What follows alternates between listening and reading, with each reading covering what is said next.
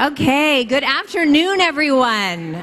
For those of you who are just joining us, I'm Elise Nelson, President and CEO of Vital Voices, and welcome to the global headquarters for women's leadership. Yeah. I have to say, it has been such an incredible day, and I think, as beautiful as this building is, what makes it incredible, and we always knew this, would be the people that would come and fill it. Fill it with ideas and inspiration and passion. So thank you, because we would not be here with all of you. You keep us going day to day. Before we go into our next panel, I want to just quickly introduce two women who were quite critical with this process. Because so many of you have said to me, this is such a beautiful space. How did you decide to use this color versus that color, this architecture? You opened up the forum space. And I said it was all women. And when you look around, one of the things that you'll see is not only artwork by women, these are Gail Kabaker's paintings, but you will also see a number of pieces of furniture, textiles, and what we have on our website is a guide for you. So go on there and look at just huge list of women designers, both household names and those that are really emerging, including Ariella Suster. Where are you, Ariella? Yes. Ariella made these gorgeous chairs that are over there through her company, Sequence. And it was quite a process because she makes bracelets. I'm like, surely you can make a chair. And she delivered. And we're so looking forward to sitting in those chairs for years to come. Thank you. All right. So, Ashley Maddox, are you here? Please stand. And Andrea Lenardin, please stand. Okay, these two women and their brilliance is why this is so beautiful and powerful. So thank you both. One of the things that is really exciting about this space is that you'll see 5 colors represented again and again. You'll see blue, green, red, purple, and a very light blue, right? And those actually are aligned to the Vital Voices leadership journey, those 5 core practices and principles. And all our Vital Voices alumni around the world know exactly what I'm talking about. But for those of you who don't, Zoe Dean Smith, I'm sure, is in the house somewhere because she and her team have the Vital Voices leadership journey. You can learn more about it and you can get involved. If you are not yet involved in Vital Voices, take this as an invitation from me to get involved. All right, so moving on to this segment. We've saved this segment because we wanted to end this first extraordinary day with something very special, something that would really tribute one of our founding mothers, Secretary Madeleine Albright. And, I have to tell you, as a young woman coming into work at the State Department in my 20s, you know how when you're young, you come into your first job and you're just so excited and you think anything's possible, and then unfortunately, you realize, oh, it's not. Well, I didn't have that experience because I worked for, staffed at a very small level, 2 of the most powerful women, Secretary Hillary Clinton, then First Lady, and Madeleine Albright, who was first, as you know, the UN ambassador, U.S. UN ambassador, and then, of course, our first female Secretary of State. And what was extraordinary is that when she became Secretary of State, and everybody said, "Are you kidding me? Our top diplomat can't be a woman." No way, right? And I mean, I know all the young people in the room are like, what are you talking about, Elise? But I'm telling you, in 1996, 1997, people actually said that. Well, countries won't do business with us. Oh, really? Anyway, so Madeleine Albright obviously became Secretary of State, but instead of trying to be one of the guys, she recreated the role. She led like an extraordinary woman leads. She collaborated. She found those commonalities across all of the things that divide us. She would host these extraordinary dinners at her home, bringing people together.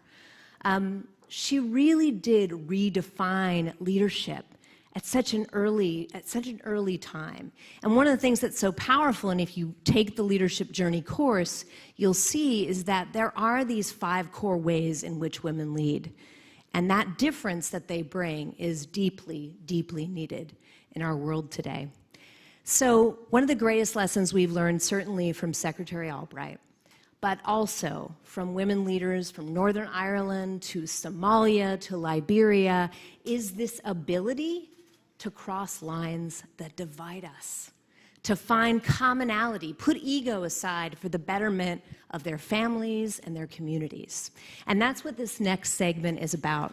Now, we all know there is no one who can do this better in tributing her co-founder in Vital Voices than Secretary Hillary Clinton. So thrilled to welcome you back to the stage.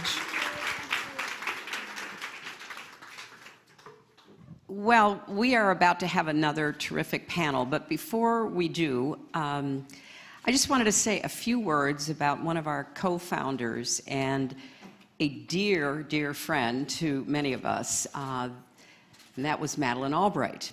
And Madeleine had a unique perspective because as our first woman Secretary of State, she really understood what it was like to go into the room as the only woman. She understood what it meant in countries where women were not given opportunities, how much more difficult it was for the United States to be able to make a difference, to work with them. So she had the practical experience, but she also had a very personal concern. You know, as the mother of 3 daughters, as the child of refugees twice, she was driven out of Czechoslovakia as a very small child because of the Nazis, and then after World War II she returned, and then her family fled because of Stalin and the communist takeover. So she had a really very big, bold, global understanding of what we were up against in the world, and she was very down to earth and very practical. She also famously said, which I think is part of the reason why she was so enthusiastic about helping to start Vital Voices, that there's a special place in hell for women who don't help other women. And so since Vital Voices is all about helping other women, I just wish that Madeleine could be physically here. I'm sure she's here in spirit, seeing what we did today and seeing what this building will mean for the work going forward. And so Vital Voices has decided to launch a series of salon dinners in her name, in her honor, to bring people together to frankly try to find some common ground across divides wherever that is possible, and to run a series of these dinners here, of course, in the Global Embassy, the headquarters for women's leadership, because we really want to keep the spirit of Madeleine Albright alive in the work of Vital Voices now and forever. So I hope that you will think about her and really consider her legacy as you stay involved with the work that we're doing in Vital Voices. Thank you all very much.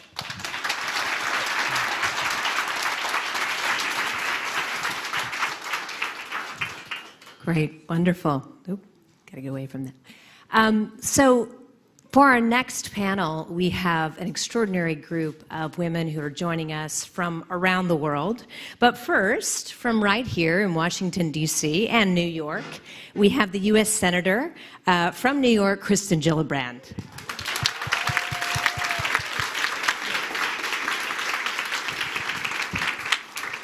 We're also thrilled to have who just got off a plane from Nigeria, Obi Ikwesile. She is the former presidential candidate from Nigeria, former head of the Africa Bureau at the World Bank, and she's fixing politics. not just in Nigeria, but across Africa. And she'll tell you more about that in just a minute. And finally, Mayu Brizuela de Avila, the former foreign minister of state in El Salvador. Thank you so much. And I should also mention the chair and one of the founders of Vital Voices El Salvador. So finally, to moderate and lead us in this discussion, I can't imagine anyone better than Anne Finucane, chair of Bank of America's Board of Europe. But before I ask her to come on out, I want to tell you a little bit about our work with Bank of America. As many of you know, where's Pam Siegel? I know she's here. There she is. Oh, sorry, Pam. Incredible partnership with Zoe Dean-Smith from Vital Voices and Pam. Over the last 10 years, we have had our Global Ambassadors program, and truly an example of bridging divides, bringing young emerging leaders, many of them here with us, together with established leaders who have so much to give. But what's been amazing, and we've seen again and again, is that the established leaders are like, what can I teach them? They're so incredible. And these relationships have been so inspiring. And I have to tell you, about 10, 11 years ago, when Anne and I had first conversation in our former offices, we sat down probably about 15 minutes into the conversation. We were already sketching out exactly how this program was going to work. She is a woman who just simply gets it. That no country's going to move forward economically, politically, or socially without women's leadership. Not just women, women's leadership. So please join me in welcoming Anne Finucane to moderate this session. And what I'm extremely excited about, after a 2-year hiatus, the Global Ambassadors Program is coming back. So thank you, Anne.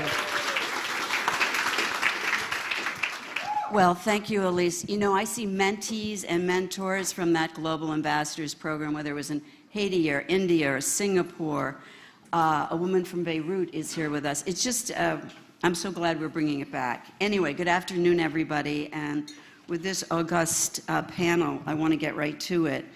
You know, it's a special place for women that we seem to be able to collaborate when the other gender doesn't do it as well. We know how to establish networks when they don't seem to be able to do it as well.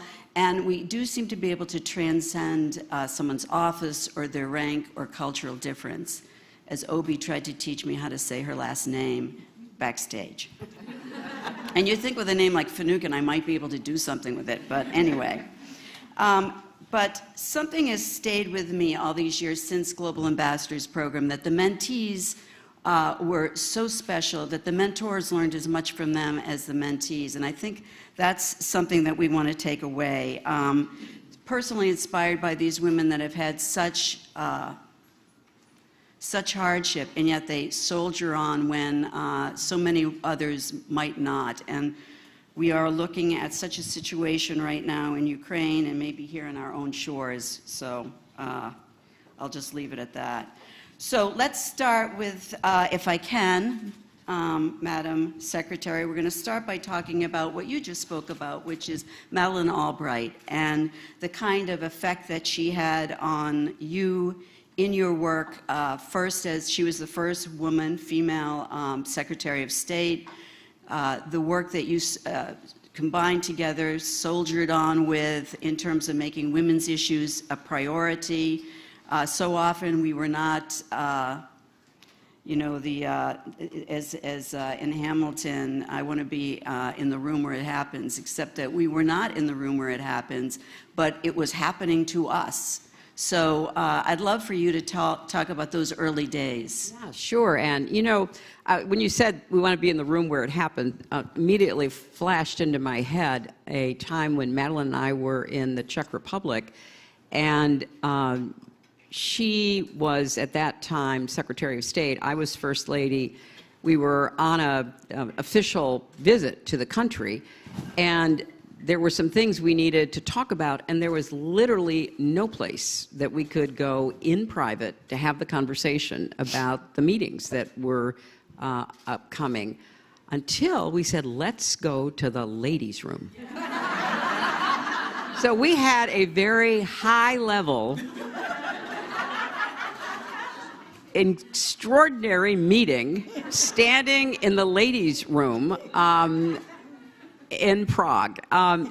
You know, it was such a joy to work with Madeline because she had an energy about her. You know, she used to, and I said this earlier today, she used to describe herself as an optimist who worries a lot.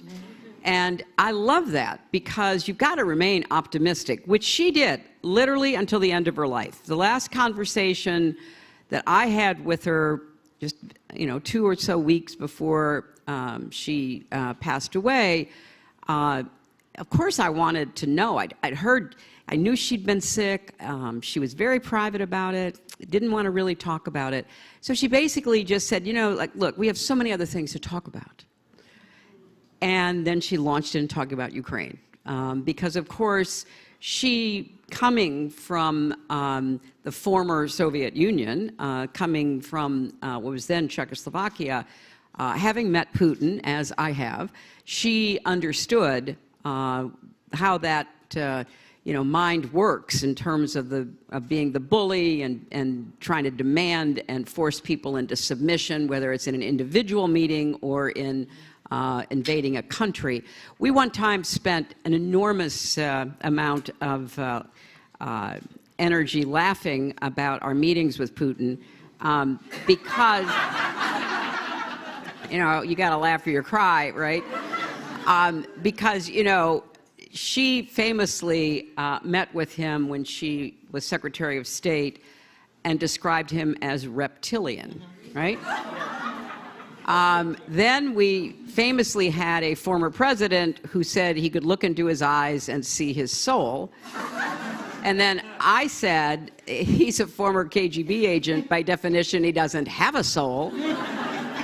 And then he really, among many accomplishments, is one of the great mansplainers that you could possibly encounter.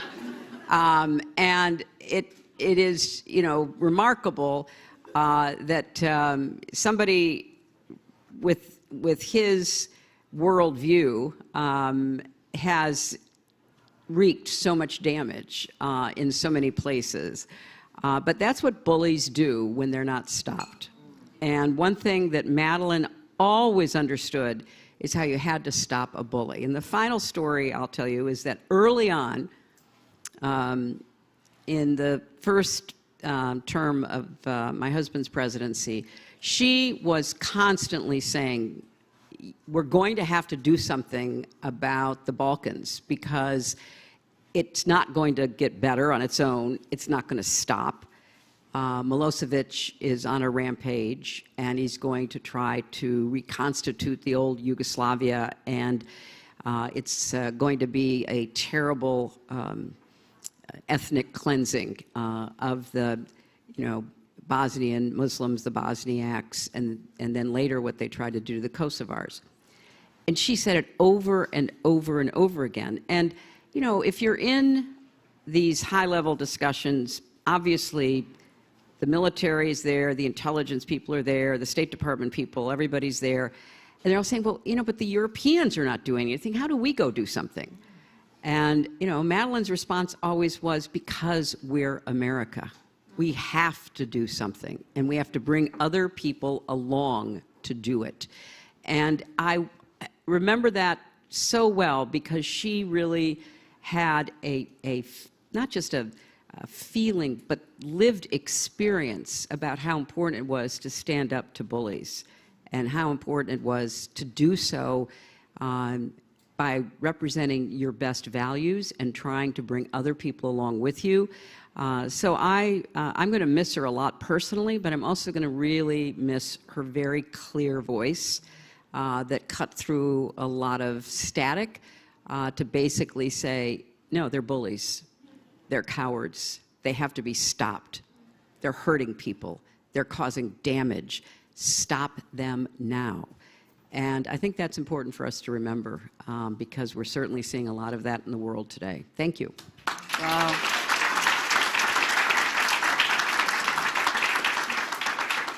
Amen to that. I barely knew her, but she did tell me once as we were going on stage, I was introducing her. She said, those shoes might have been a mistake.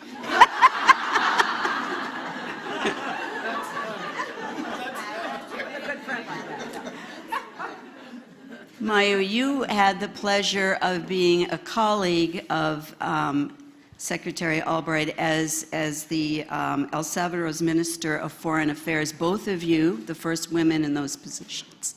So could you share with us that kind of camaraderie and your experience? Yes, thank you so very much. First of all, Elise, this is a tribute also to you. What a emotion and energy in this inauguration. Congratulations. This was one of Madeline's also cherished accomplishments, you know, empowering women. So yes, Madeline was a force of nature, and we were only 9 women foreign ministers at that time. So as she always did to embrace people, she made a club. So we had a club of those 9 women around the world who had to come up many times to places where there were only men. So the very first rule and only rule we had is, I will answer your call if you call me. So my little El Salvador had a direct line to the State Department. And she did always answer the phone.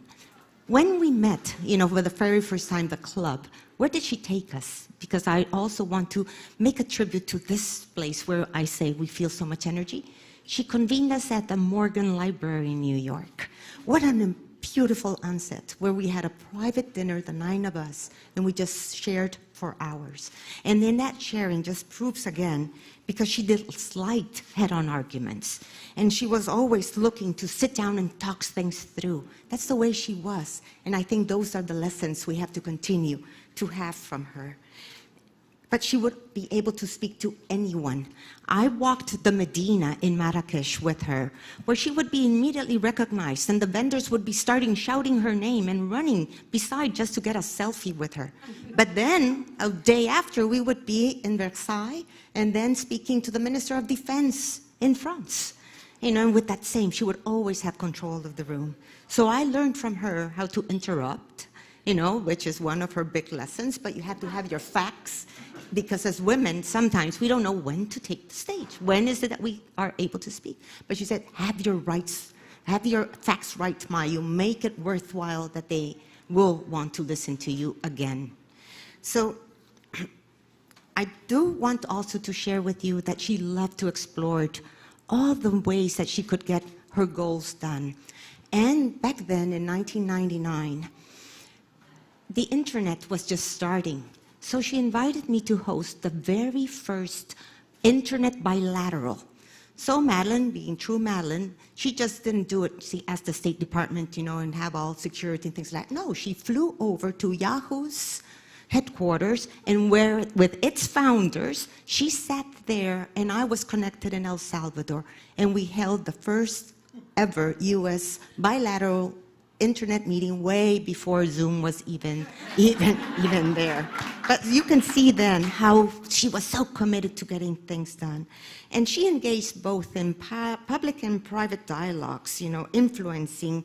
So she was our leader at the Aspen Ministers Forum. My friendship began with her 23 years ago, but it continued every single year as we met, crisscrossing the world, you know, going from country to country with all of her exes, as she used to call us, all her ex-former foreign ministers jumping around.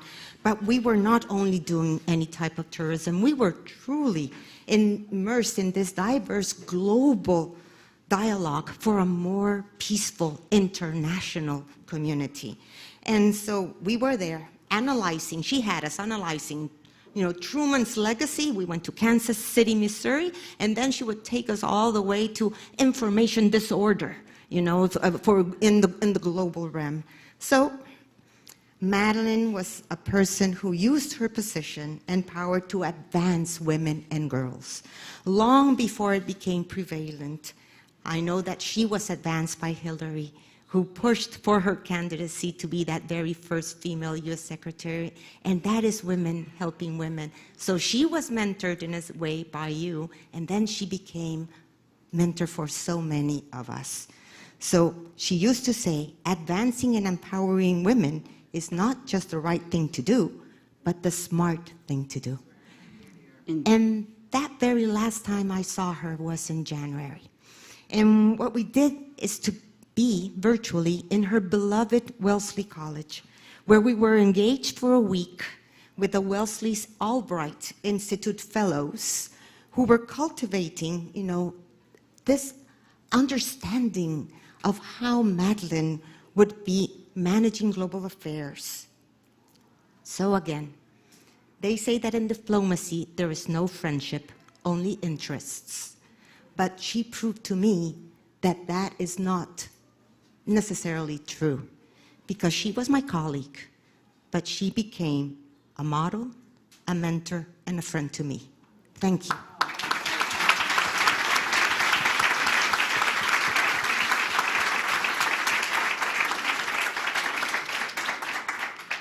Obi, you experienced Madeleine Albright a little bit differently than others in that you interacted with her throughout your career. She was an early mentor to you. You've had many positions of importance, whether it's vice president at the World Bank or the Ministry of Education in Nigeria, and as the first female presidential candidate in Nigeria. And along the way, she was your mentor who both seemed to focus on both diplomacy, but do not conform, be who you are. So tell us about that. Do not conform. She really was an effortless teacher. You knew that about her, right? Like, she was an effortless teacher. So, first meeting, I had been co-founder of Transparency International, which really brought the issue of global corruption to the fore. And for her, that was like so exciting. So she sort of, almost like she was going to throw me up in the air.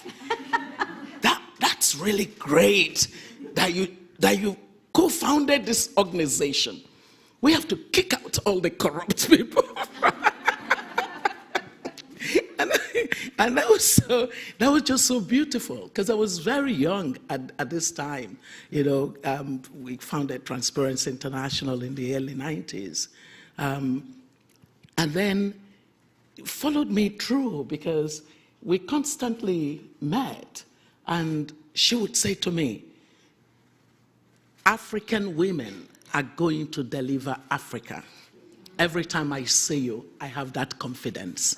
Gosh, we don't realize how important words are. Because saying that basically unlocked whatever it was that I carried within me. And for any other person who was listening to her say that to me, they were also being empowered. And when I became, before I became Minister of Education, I came to Georgetown for a program. There is a program known as the Georgetown Leadership Series. Any one of you might know it. And in this program, so we come from around the world, and she teaches. And so she makes sure that the women are speaking a lot. So it's not a case of, women being laid back in Madeleine's class. No, you cannot be. Because she's going to pointedly drag you into the conversation. And she always was one who had this sense of an evidence-based approach. Like, you can't be a woman and justify your opinion on the basis of sentiment. No. Not good, So you always really got a sense that Madeleine would say, be prepared for that moment when you're going to kill. And she goes, that killer instinct in terms of being able to make your point with such clarity. And on my continent, some of the leaders thought she was pushy. So they would say, that pushy woman from America telling every man off anyhow. And I would say, good for you. You know, so what I loved particularly was this candor. There was this candor about Madeleine. She really didn't care about whose ox was God. She knew exactly where she stood, and she always wanted to stand on the side of the weak and the vulnerable. And so she used her strength on the behalf of those without strength. And that for me resonated because I was raised by a dad who said to me that my privilege must be used to offer privilege to those without. Now that's when privilege makes sense. And so seeing her as a professional and as one who was so formidable. I mean, the first thing that hits you is this woman is so intelligent. You know, she was really so intelligent, and she was spunky. Like, gosh, you know. So for me, as I transited to global leadership as VP at the World Bank, she cared very much about development. So it never really stopped worrying her that the politics of the continent was standing in the way of the development of the continent. So when I'd spend time at her office discussing these issues, you could see this sense of frustration. Like, what else do we do to make it happen? and I, you know, and we'd just be there cracking our heads. And then she would say, we must never give up. For me, the greatest lesson of Madeleine Albright is that nobody can determine who you are. You will determine who you are. Because in every sense of the word, sitting at the United Nations, being Foreign Affairs Secretary of State for America, she had to be different things for different parts of the world. And yet the thread of all of it was consistency, was the fact that she refused to negotiate away the person that she was. And I believe that that's consistent with another teaching of my father. He said to me that you can negotiate your views when you're offered superior argument, but never, ever negotiate your values. That's who Madeleine Albright was. Wow.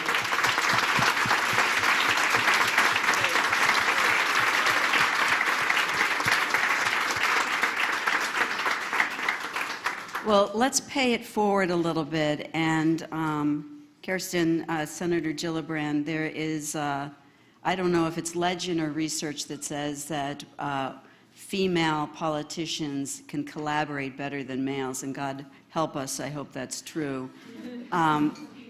But it's, you know, you're in a difficult place at the moment, and I understand there was a dinner recently that was a reaching across the aisle. Can you share any of that with us and your thoughts there? Absolutely. And I just want to say something about Madeleine, because she did reach down to the younger people too. When I was just coming up as a senator, she hosted an event for me, because Madeleine got her start in politics. I read her biography, I read her book, and I was amazed to find out that she first got involved in campaigning for your husband. And she was an organizer, and she got out the vote, and she raised money. She was in the trenches. And so you can never separate the difference between politics and policy, because unless you win political races and win the right to lead, you can't create the policy.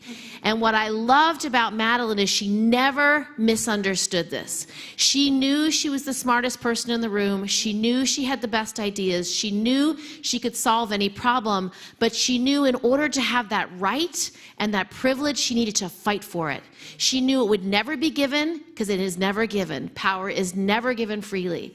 And so she organized, she fought, she elected candidates who shared her values, and she served. It is a privilege of service. You have to win the battle first. So she was a fighter first. She always knew a battle was necessary. And she made sure the younger generation came up and was helped. And she helped me raise money. She helped me keep my Senate seat. And we all stand on her shoulders in different respects. But what's extraordinary about the group of people on this stage is they keep paying it forward. I only exist in the US Senate today because of Hillary Clinton. She was my role model. She was my hero who I looked up to, who I worked politically to get elected, to raise money, to knock on doors, to organize women, to care about her first Senate race. And she always helped me. She always gave me the advice when I needed it. She always gave me the encouragement. And so for everyone here, the legacy of Madeleine Albright is that we do have to fight for our power. And if we do not fight for that power, it will be taken away. And it is so important. It is so important in this moment of Roe v. Wade being undermined. The fact that women in this country may be denied their civil liberties, their civil rights, and their human rights is an outrage. The fact that we will not be able to determine what will happen to our bodies when we have children, in what context we have children, with whom we have children, that we can't make those fundamental decisions about whether we live or die. If you are a black woman in this country, you are 4 times more likely to die in childbirth. So what are they saying to black women and women who do not have resources and women who do not have the ability to make those decisions? It is an outrage. And so please do not miss this moment. This is a moment when we are called to fight harder and longer than ever before in this nation's history. If we have to go back 50 years, it is barbaric, it is unconscionable, and it is something that I think no one in this room could have ever imagined. And so yes, we work, the women of the Senate, on a bipartisan basis all the time. You won't hear those stories being written about, but Susan Collins and I were the ones who paired up to repeal Don't Ask, Don't Tell, to make sure women and men in the military of the LGBTQ community could serve openly and ably without being discriminated against. Lisa Murkowski and I teamed up for the 9/11 health bill. She helped me figure out how to pay for it. She helped me get it across the finish line. Just recently, I've teamed up with Joni Ernst to deal with sexual assault and sexual violence in the U.S. military. And because she's a former commander and a former rape survivor, her authority on this topic could not be compared. And with her help, we got 66 U.S. senators to sign on for this bill. Still, despite that support, it was taken out in conference by 4 men who are in charge of the Armed Services Committee in the House and the Senate. So again, back to the lesson of Madeleine Albright. You must fight for your rights. You may never give it to someone else to do for you. If you don't fight for your ability to lead, it will be taken from you and you will be powerless. So take the advice of these ladies up here. Never give someone your voice or your power or your ability to make decisions for you and change your future. That is with the lesson of Madeleine and Hillary and the women up here today.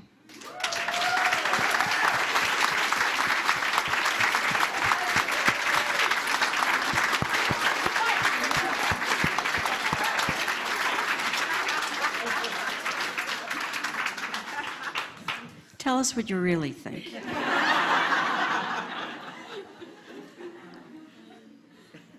Secretary Clinton, if we could sort of now move on to another subject, and by the way, I just finished State of Terror.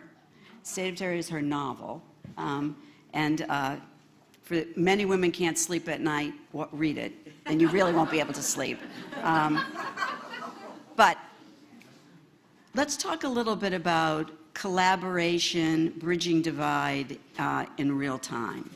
And my first experience witnessing you firsthand and Milan firsthand was in Northern Ireland and watching the resurgence of peace talks because of the women, because of the work that you did, the early work of Vital Voices. It really was the beginning of it, and Inez McCormick. If you could just take people through that a little bit, because it was really remarkable. Well, you know, Anne, back in the 90s, when we were attempting to provide support to end what were called the Troubles, which were the ongoing conflict between the Catholic and Protestants in Northern Ireland. My husband, as president, got involved, and there was a lot of work. Anne knows about this because there was a lot of work bringing in the Irish American community to be supportive. But it became clear that, again, it's kind of what Kirsten just said, the only people engaged in talking about making peace were men. Men on both sides of the divide, men from the Republic of Ireland, men from the UK, men from the United States. And I was in Belfast as First Lady, and a group of women asked if I would meet with them, and we went to a fish and chips shop and sat at a table and had some tea, and there were women from both communities. And what they really asked me was to find ways that women could be at the table to help make the peace, because, as they said, it didn't matter whether you were Protestant or Catholic.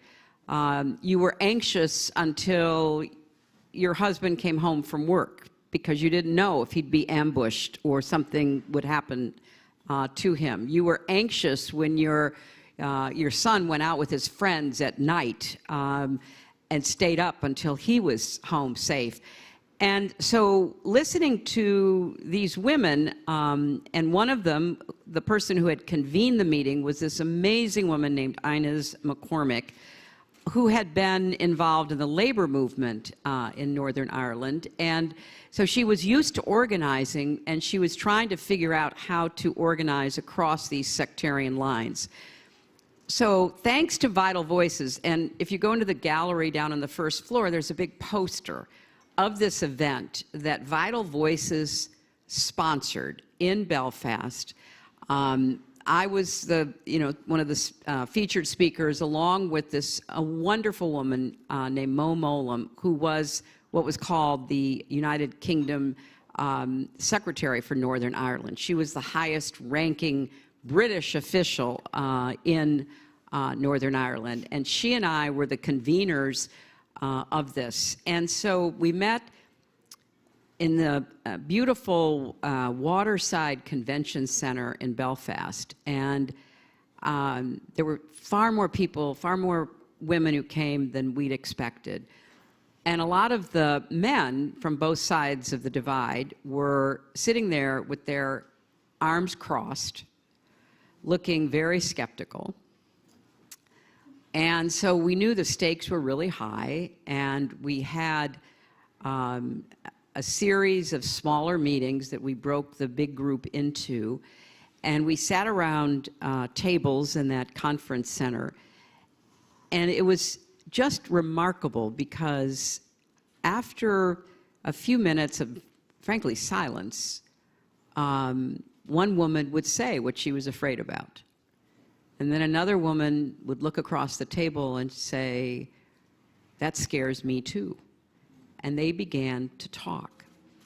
And out of that came a decision that a group of women would form a women's political party, would run for office, and would claim their right to sit at the negotiating table.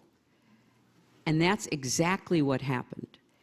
And it's a great case study in how women shut out of the process completely, figure out how they're going to make common cause and create an entity, in this case a political party, to gain legitimacy and then to be literally among the peacemakers.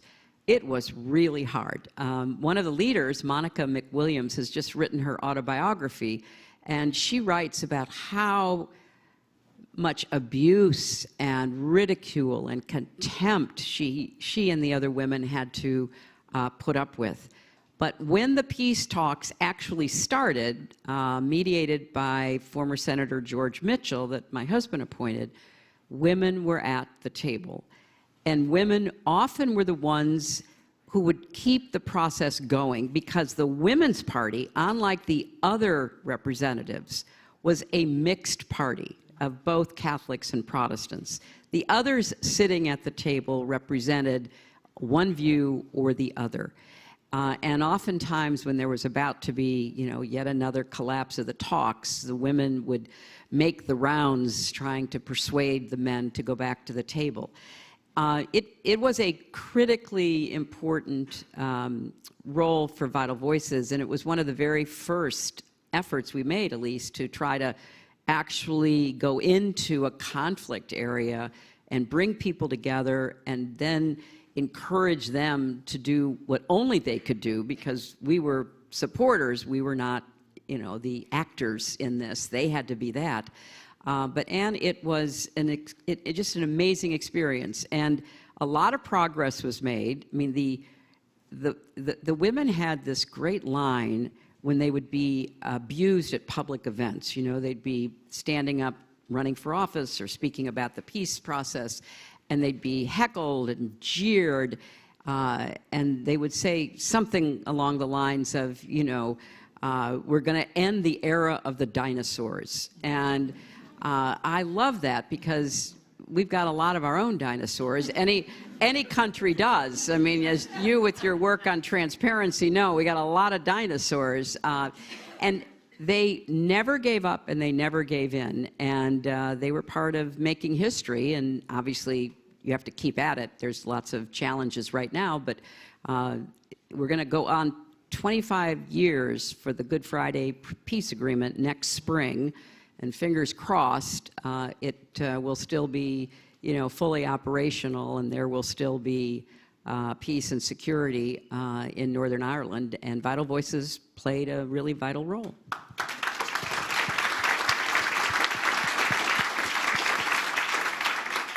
Well, thank you, because it was an incredible role.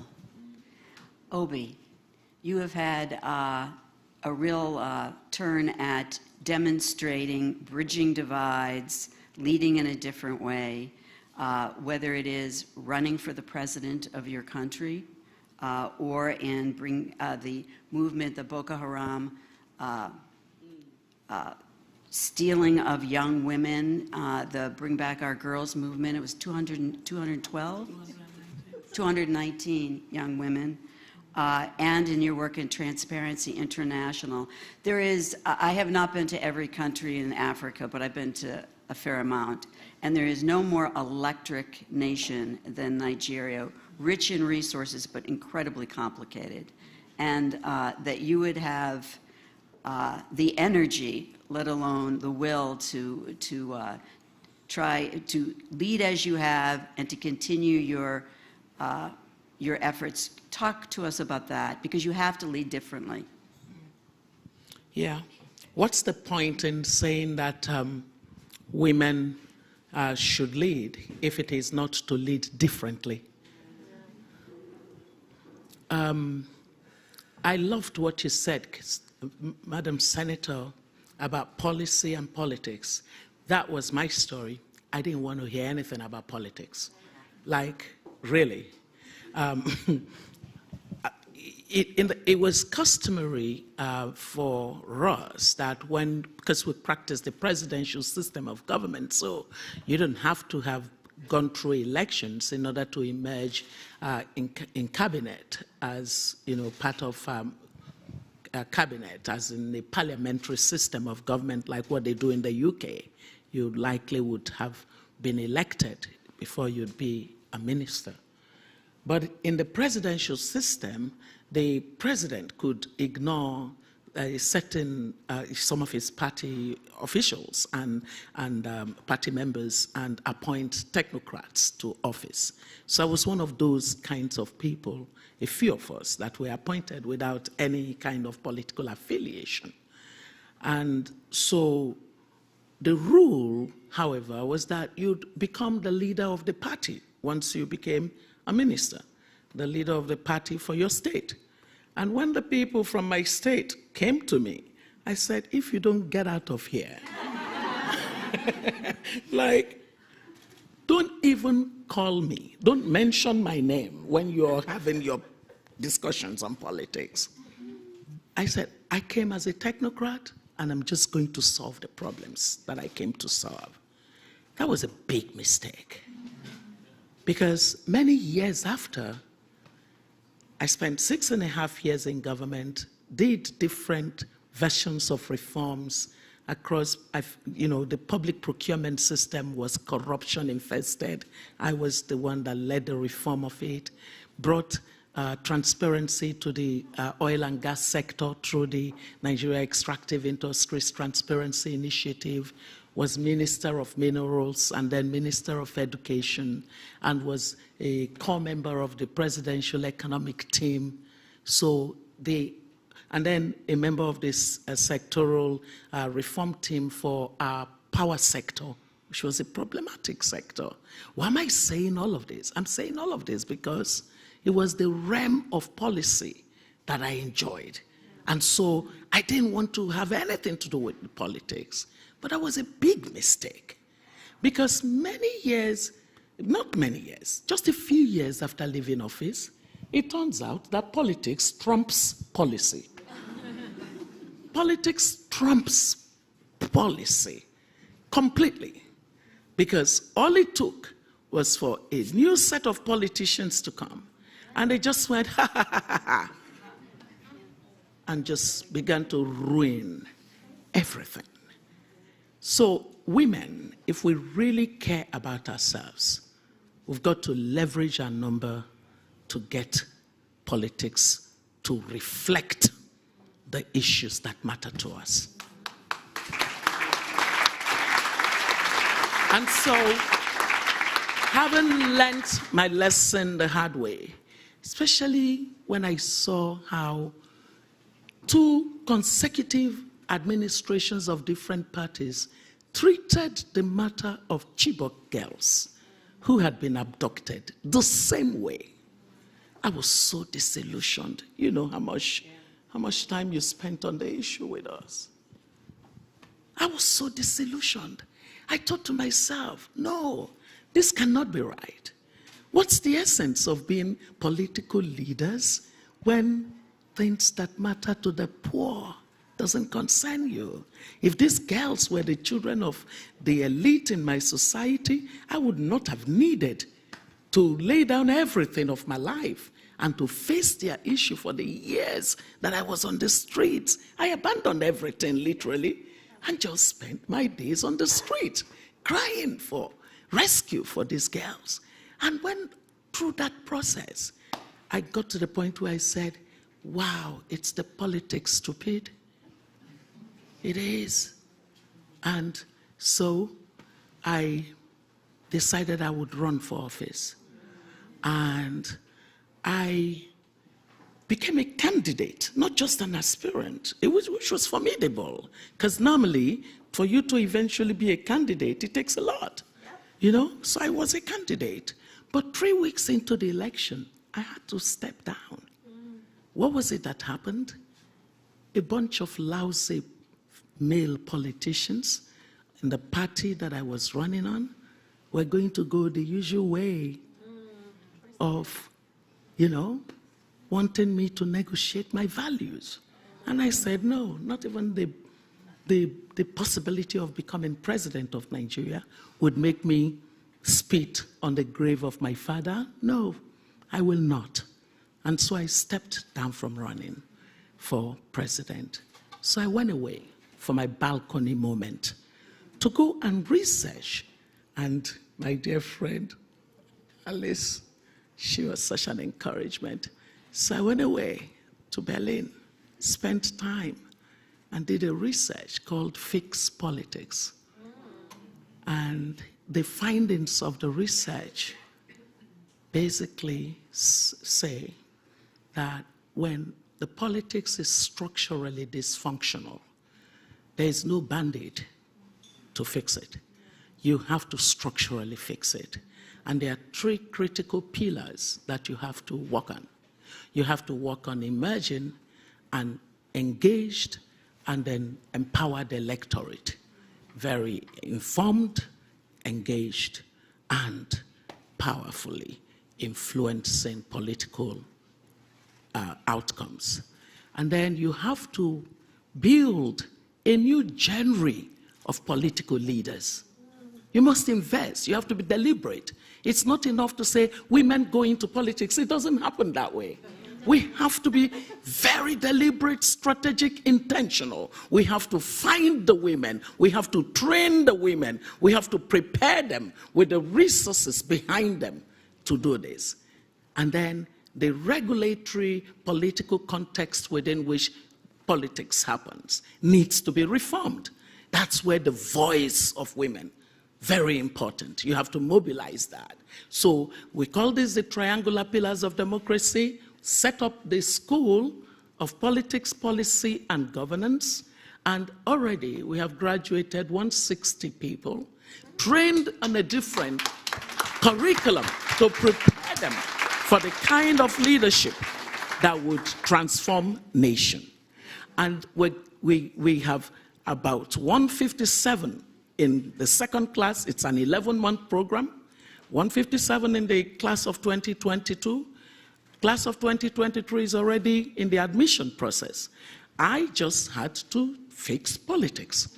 I wasn't going to wait for the men to suddenly be nice. They will never be suddenly nice when it comes to the matter of power and the power to transform society, not the power to answer a title. I don't think women run for office so they can be called a title. There's an issue that upsets you, and you want to change it. And you know the only way you can change it is to be in the room and with the power to effect that change. That's why we must all embrace politics. And I really think, I have taken a lot of time, but you can see I'm really passionate about this. So the school, we are now establishing SPPG in 7 other African countries because we must grow a community, a new genre of leaders. And there are 3 things we train for: competence, capacity, but above all, character. Women, if our politics is with competence and capacity, but without character, we simply have replaced the men. And replacing the men cannot be the reason we expend so much energy doing the things that we do. Well said.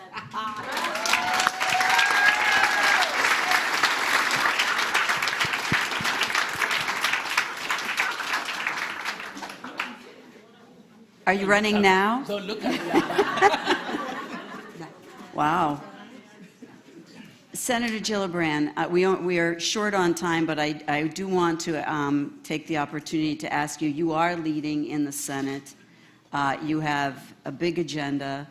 I don't think anybody has worked harder on the dignity of work and healthcare than you have.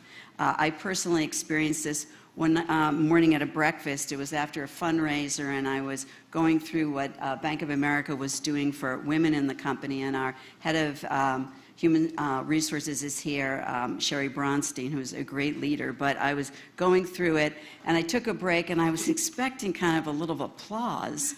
And she said, "I don't think that's enough." So, and you know, it wasn't enough. So we got better at it.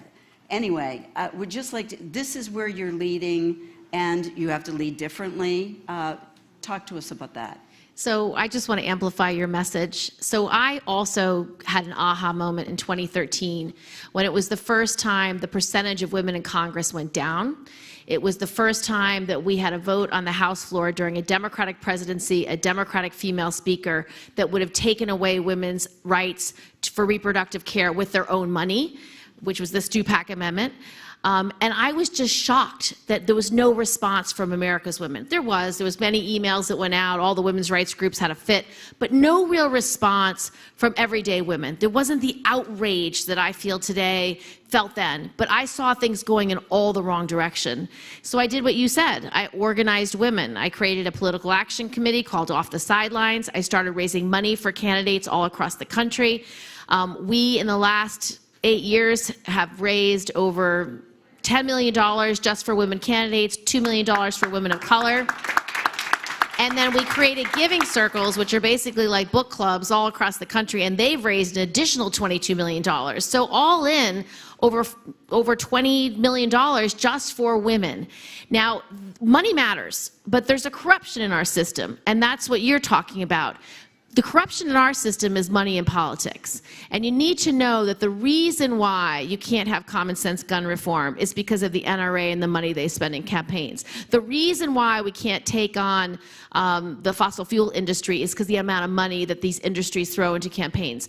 And it's why we don't do real global climate change. The reason why we can't get healthcare costs down is because big pharma and big institutions do not want to get it down. And so that's the truth of the matter. There is corruption and greed throughout our political system. It is at the core and the rot of our system. And so we do need women candidates. We need women reformers. We need men candidates too who care about these issues. But until we have 51% of women in Congress, I am not going to stop. Now, interestingly, and I just asked her if she'd run for president, but 3 of us have run for president before. So you have like 3 women up here who take charge and try their best to lead.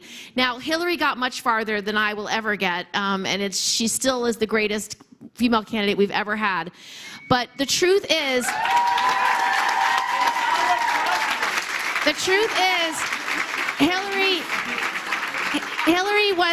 Hillary was our first, but she must not be our last. And that is a statement we must all remember.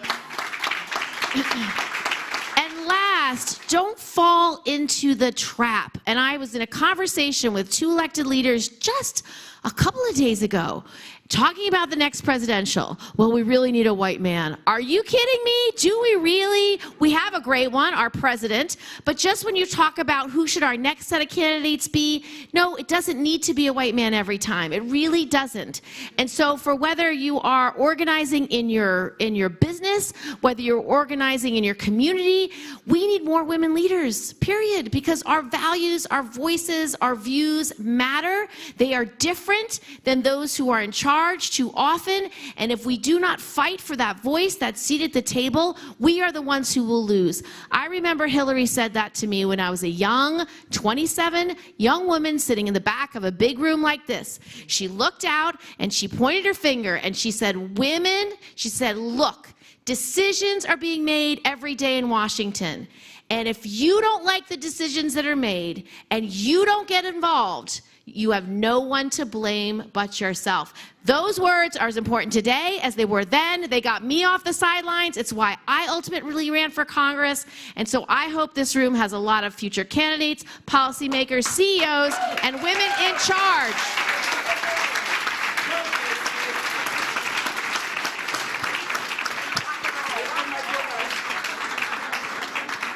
Well, on that note, I thank you, Madam Secretary, Senator Gillibrand, Mayu, and Obi. Thank you so much. And before you leave the stage, let me just tell you what is next. And again, a million times thank you to Elise for pulling us all together, the energy, and I'm very glad that Bank of America and Vital Voices will come back together on Global Ambassadors Program. But you are in for a huge treat. We have 3 glorious women that are coming to the stage. Bosama St. John, who is the marketing master to the world. There's no brand that doesn't want her, and that she's worked some of the best. Huma Ubedin, who is a best-selling author. public policy advocate, and for many years, and still, I guess, right hand to Hillary. And then Amber Tamblyn, who is a wonderful artist, an actor, a role model for many of us, and a great writer. So, ladies, to the stage. Thank you.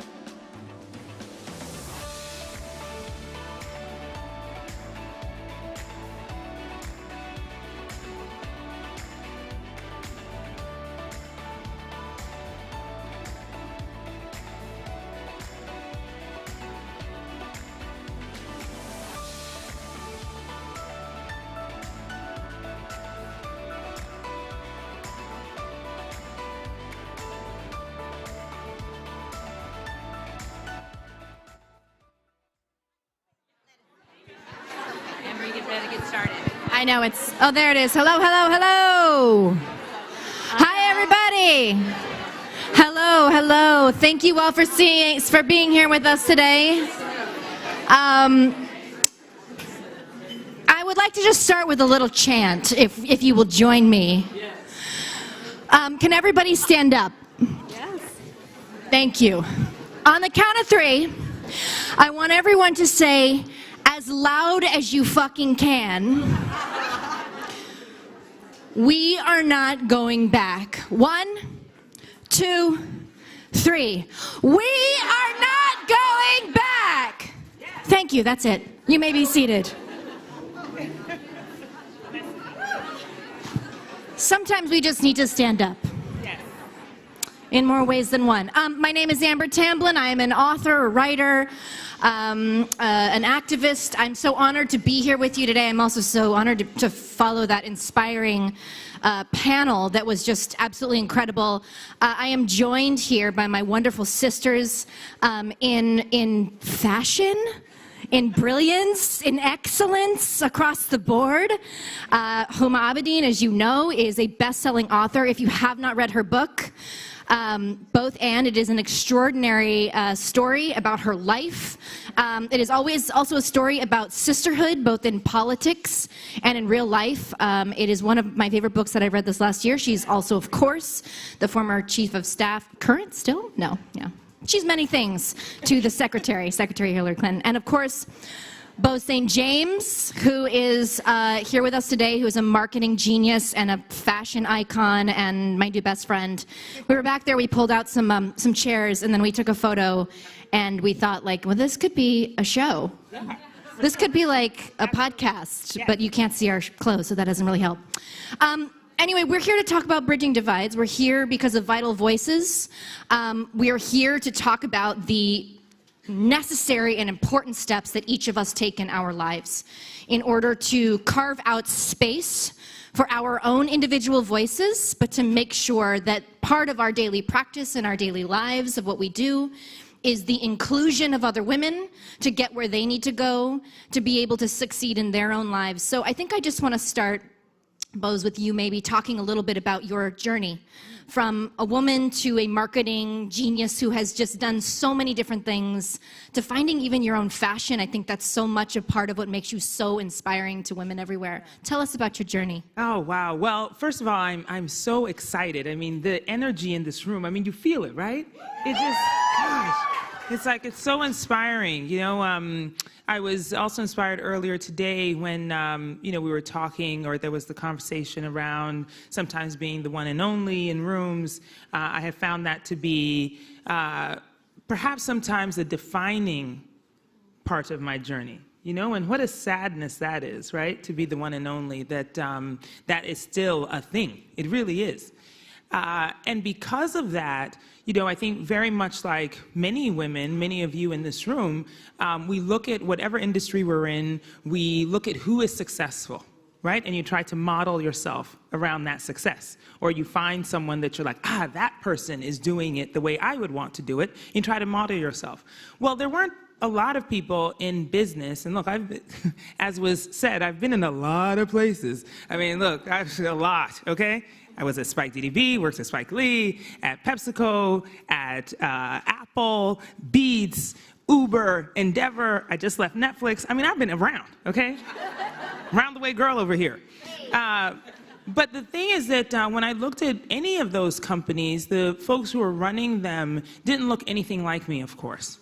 And so although I really did try in the beginning to model myself after what I thought success could look like in the corporate space, but I failed at it.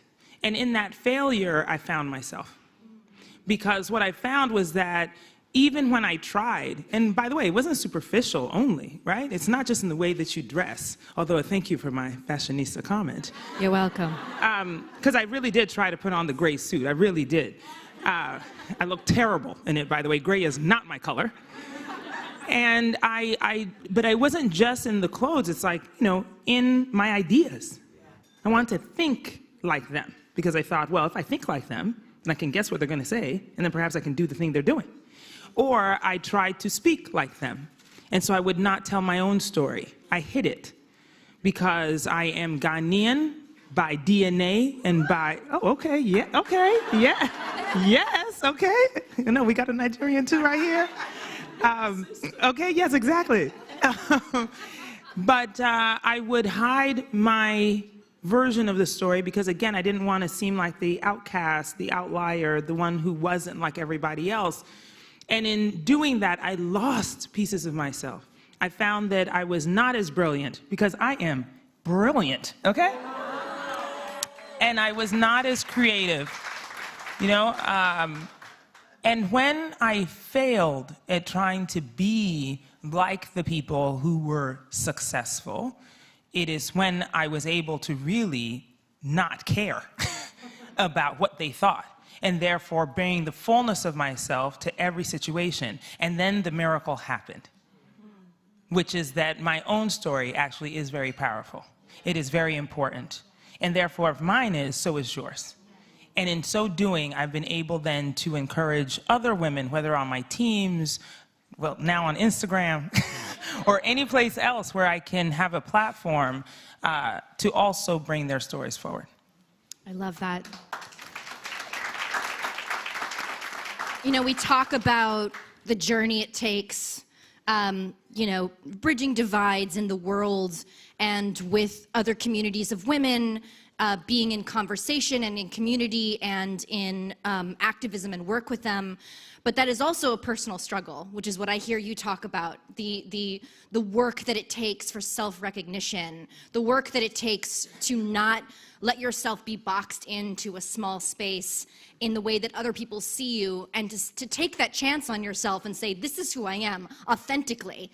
And if I show that, I know I'm putting myself out there in a way that can be really terrifying, but that also, that is in and of itself an act of activism and of survival at its root.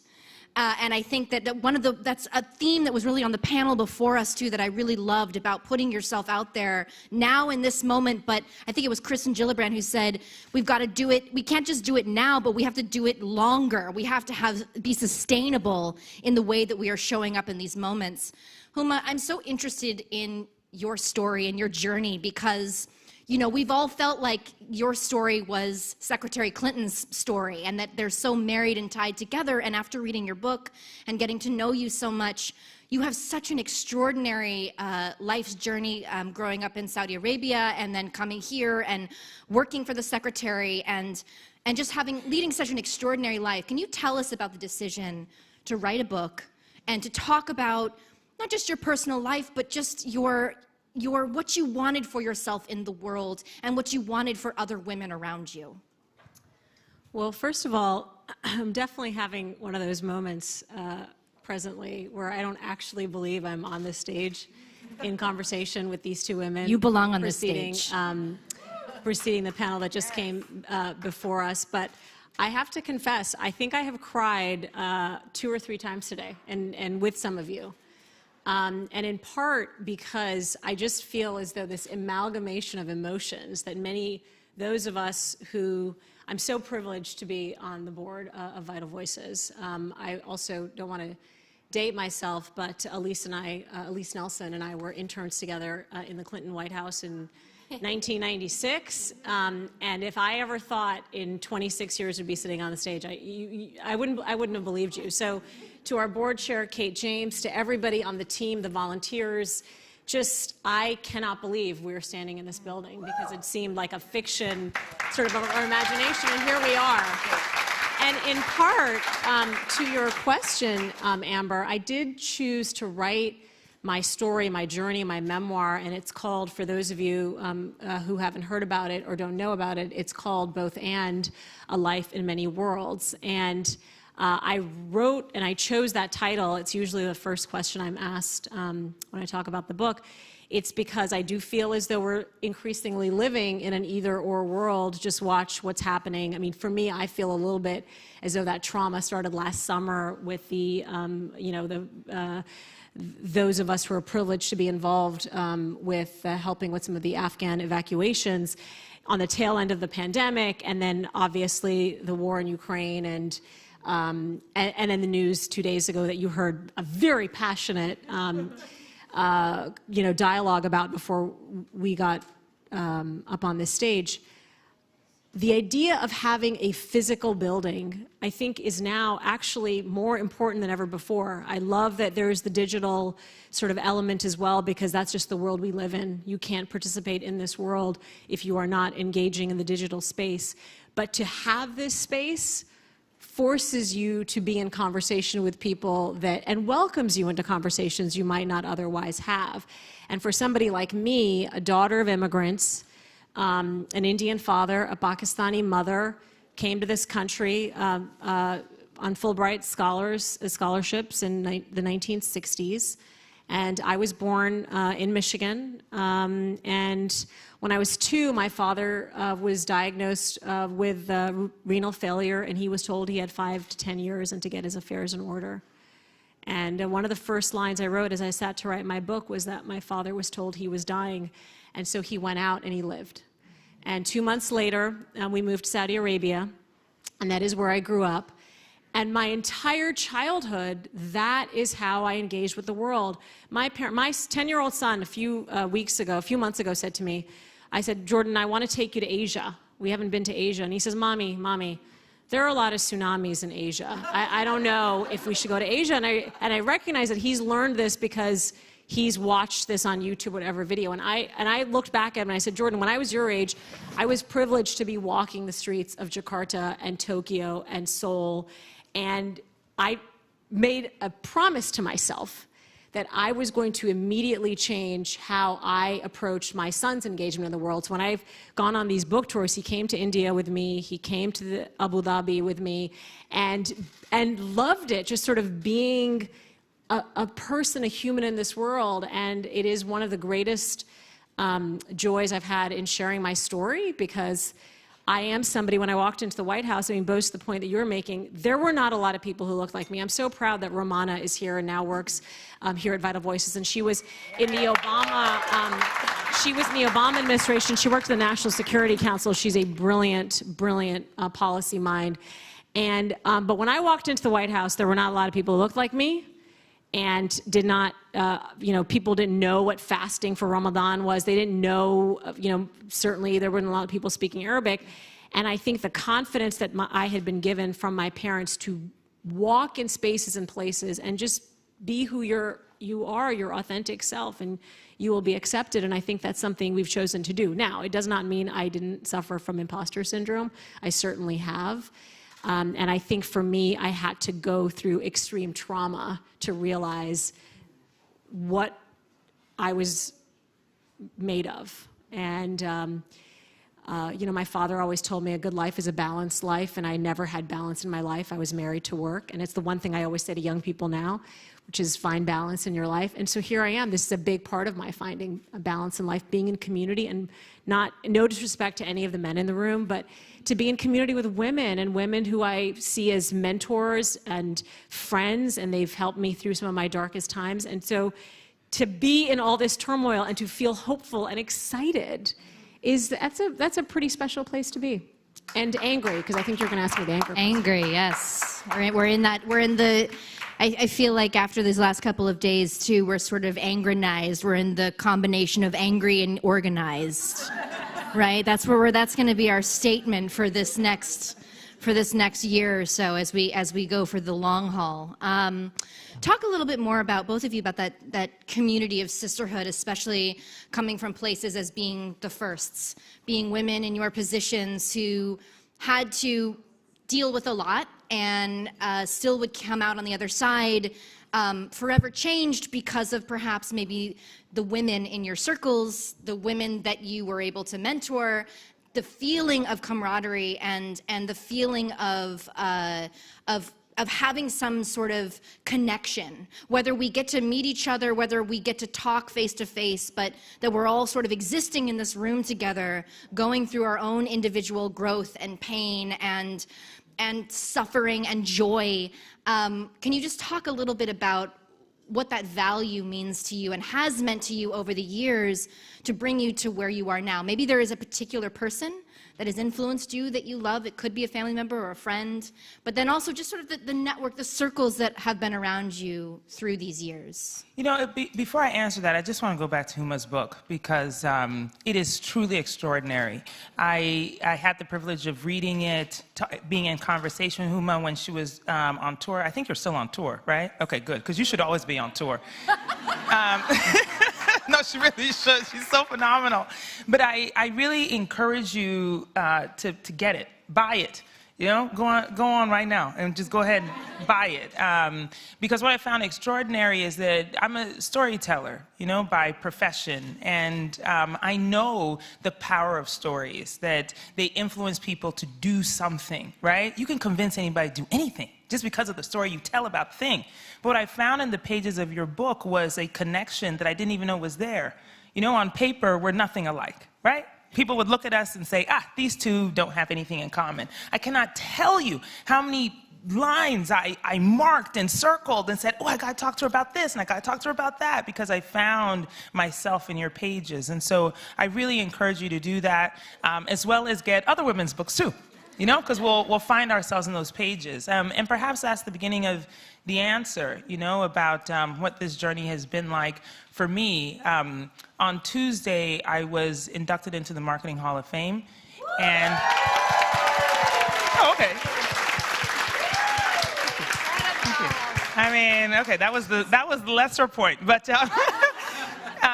it has made me so reflective. First of all, I'm too young to be in the Hall of Fame, but it's been 25 years in this career where I have been helped by so many people. You know, there is an African proverb which said, if you want to go fast, you go alone. If you want to go far, you go together. Right? And there have been so many people who've been on with me. It's made me quite emotional, actually, this particular week to reflect. You know, that has a way of doing that. You stop and you think, well, you know, sometimes this journey is so lonesome. You know, the C-suite in corporate America for a Black woman is so lonesome. I have built a life where I look around and see no one, trust no one. It has been very, very difficult. But this moment has forced me to think about the people who helped, sometimes because they wanted to, and helped me sometimes because they tried to stop me. You know, and I have thought about all of those people, and in that there have been women who have pulled out, you know, a seat when there was none at the table, who have pointed out a window when the door was closed, you know, who've given me a word of encouragement. I was so moved by the story that our new justice told when she talked about that woman who passed her in the courtyard at Harvard and told her to persevere. Whew, I cried. I mean, I heard that word. It was probably 2 days after I decided to leave Netflix. And the press was all over me, and, you know, folks were trying to understand why it is that I left. And meanwhile, I was thinking, I was like, well, you know that the median time for a CMO, I mean, it's a tough job. It's 25 months. You know, you get blamed for everything. You get none of the praise. And then guess what it is for black women? It doesn't exist because we don't exist. And so I sat there and watched the video, and she said, persevere. And I thought, hell yeah, I gotta persevere, keep going.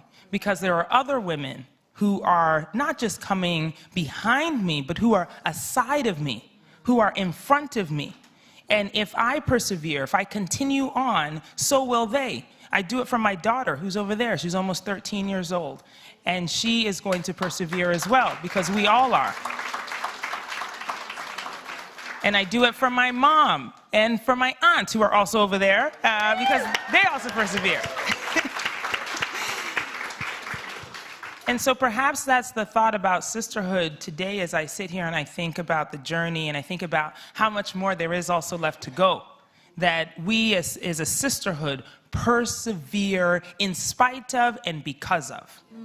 Beautiful.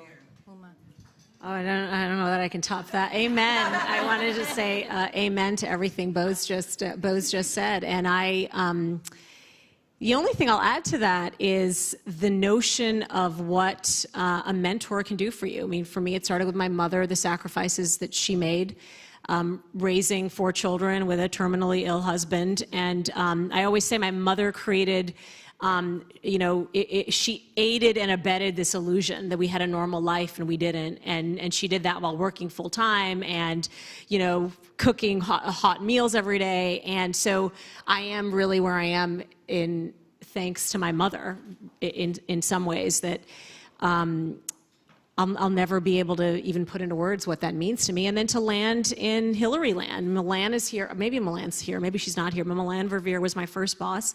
And to be in an environment, I only now realize how unique it is. That to be at a table with Hillary Clinton, she doesn't want anyone at the table unless they're smarter than she is, basically. Like she, you know, instead of being intimidated by people who might threaten her, she's the opposite. And so for me, to be a young staff person and to be in a conference room with her and for her to say, well, what's your idea? And your idea was always valued just as much as, you know, a senior staff member, that gives you that courage and conviction to do things. And I talk very often, there's plenty of stories in the book about the many things she did for me. But I particularly remember one time, and I'm terrified of public speaking. I have very serious imposter syndrome situation here. And I remember being in a car with her, and she was meant to give 2 speeches that night and was in the midst of a very, very difficult campaign. And she starts losing her voice because she's talked so much. And she turns to me in the car and says, you know, you may have to give these speeches for me. And I remember thinking, I literally can't do that. But the biggest takeaway from that night was she believed I could do it. Right. And the fact that she believed I could do it meant that I could do it. And just to have that kind of person in your life, that role model, that mentor, I think helps you get through. And the other thing I will say, I didn't realize how much I cherished female friendships until I had to go through some challenging times in my life and I realized who my friends were and who they weren't. And I recognized that it's a gift. A friendship is a gift that you give to somebody. You can't assume it, you can't expect it, you can't take it for granted. And so now I do things I never used to do before. Well, I'll just text Amber or Bose and say, just thinking about you, what are you doing? Well, that was a great, you know, proactively reaching out and telling somebody you love them, you support them, you want them to feel thought of. And so I, in large part, find what's very rewarding about the book, to the point you made about connection. I don't go by a week, now that I have my mask off, that I don't run into a human being in this country or overseas who will stop me and say something about a story in the book they have connected to. And it's incredible because so many of these stories are universal, even though on paper we look so different. So many things that we go through, what am I going to do when I grow up, insecurity, how to find, a perfect partner, how to navigate your way in the world. We all go through these things together. And so a lot of these are universal things. And so to be in community together and be successful together is something I strive for and I aspire to. Because I will tell you, there are days it is hard to get out of bed. And I think about the women who came before me, the women who are walking with me. And ultimately, because I know you were going to ask me this question, so I'm going to just go ahead and say it now. As somebody who's raising a 10-year-old boy, for me, it is all about paying it forward. I want to raise a man who doesn't just fear women. He respects their power. He just, he has one of the best stories. I love to tell this story, and both of you have heard this, but when he was 7, we were very privileged to meet Roger Federer, and as we were about to, go up, I said, Jordan, we're meeting the greatest tennis player of all time. And he turns to me, he says, oh, we're going to see Serena? Like, didn't even for a second, and I thought, hey, good for you. That's incredible. So we have to wrap up. I'm so sorry. I could sit here and just talk to you both for forever. This is such an honor, and I'm just going to say it one last time for everybody. Some of the things that we've heard tonight that I think are so important to remember is find your community. Your community is your armor. Your community will fight with you. Your community will fight for you. We all have the capacity to find that. This building is a literal manifestation of it. So here we are, the women who have worked to build this building, who have worked to realize what this represents and what it will mean to future generations of women. And just remember that everyone in this room has something to offer to somebody else. No matter what, even if you think you don't, it could be something small, it could be something large. Remember what you have to offer to someone else who doesn't have what you have. And that is how we build the connection and the community. Thank you so much, Bo St. James, John, and Huma Abedin. Thank you. Thank you all for being here.